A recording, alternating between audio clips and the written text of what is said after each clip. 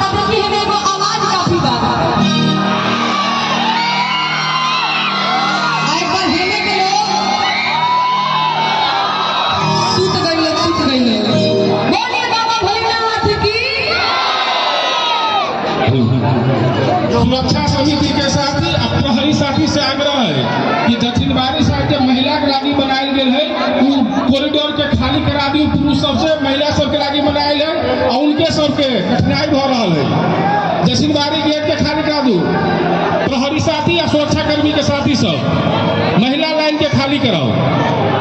दक्षिणवारी side में महिला के लागी बनायल गेल है।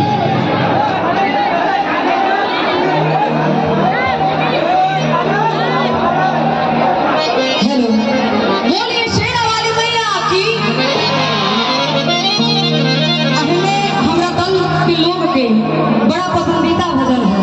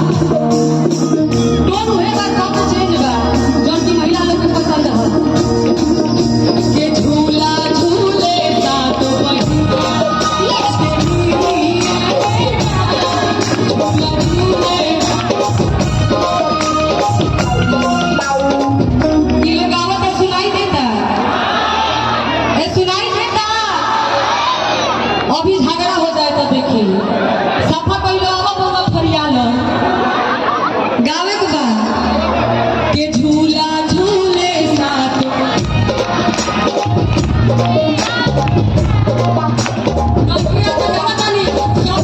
खाली स्टार्टिंग कर देता लो झूला झूले